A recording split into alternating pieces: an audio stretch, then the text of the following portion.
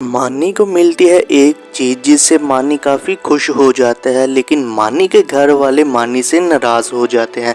तो आइए देखते हैं कि मानी को ऐसा क्या मिलता है। मानी, मैं तुम्हारे मामू के घर जा रही हूँ और नाश्ता मैंने तुम्हारे लिए रख दिया है, तुम वो कर लो और फिर स्कूल के लिए चले जाना। ठीक है मामा जी, मैं नाश्ता करके चला जाता हूँ। फिर मानी नाश्ता करके स्कूल के लिए जा रहा होता है और रास्ते में कुछ ऐसा होता है।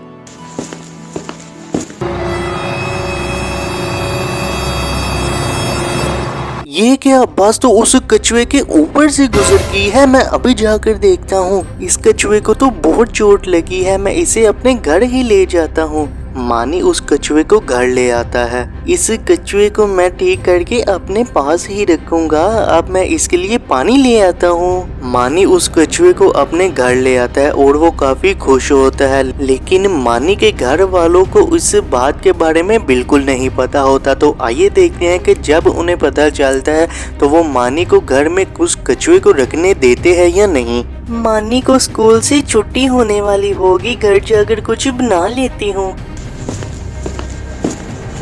मानी, तुम तो स्कूल गए हुए थे, इतनी जल्दी आज स्कूल से कैसे आ गए? मामा जी, मैं तो आज स्कूल ही नहीं गया क्योंकि मैं स्कूल जा रहा था तो मैंने देखा कि एक बस इस बेचारे कछुए के ऊपर से गुजर गई थी और इसे काफी चोट भी लगी थी, इसलिए मैं इसे अपने साथ घर ही ले आया। क्या इस वजह से तुम नहीं गए? चलो कोई बात नहीं, अब इसे ठीक करके दोबारा छोड़ आना। क्यों मामा जी, मैं इसे ठीक करके अपने पास ही रखूंगा, अब मैं इसे कहीं नहीं छोड़ूंगा। नहीं मानी, तुम इसे घर में नहीं रख सकते। वैसे भी तुमने आज स्कूल से छुट्टी की है और मैंने तुम्हें कुछ नहीं कहा, लेकिन ये काम मैं तुम्हें नहीं करने दूंगी। मामा जी, क्या हो गया है? अगर ये भी हमारे साथ रहेगा तो कुछ नहीं होता। मानी, ज्यादा जिद ना करना मेरे साथ। जब तक ये ठीक नहीं होता तब तक तुम इसे अपने पास रख लो और चलो मैं जाकर खाना बनाने लगी, तुम फ्रेश हो जाओ तब तक। ठीक है मामा जी, नहा लेता हूँ मैं। मानी अपनी माँ के साथ काफी जिद करता है उस कछुए को अपने घर रखने की, लेकिन मानी की माँ उसे मना कर देती है और मानी उसका काफी ध्यान रखता है और आहिस्ता आहिस्ता वो भी ठीक हो जाता है। तो आइए देखते हैं कि क्या मानी उसे अपने पास रखता है या फिर उसे छोड़ आता है। मानी देखो, इसकी चोट भी ठीक हो गई है, चलो अब अपने पापा के साथ जाकर इसे तालाब में छोड़ाओ। नहीं मामा जी, मैंने इसका इतना ध्यान रखा है, मैं अब इसे कहीं नहीं छोड़ कर आऊंगा। मानी के पापा, अब आप ही इसे समझाए, ये तो मेरी बात मान ही नहीं रहा। मानी बेटा देखो, इसे यहाँ रखना सही नहीं है, इन्हें पानी में रहने की आदत होती है। चलो अब हम इसे तालाब में ही छोड़ आते हैं। पापा जी, अगर पानी की बात है तो मैं भी इसे पानी में ही रखूंगा। मानी देखो, इसे यहाँ रखने में और वहाँ रखने में बहुत फर्क है।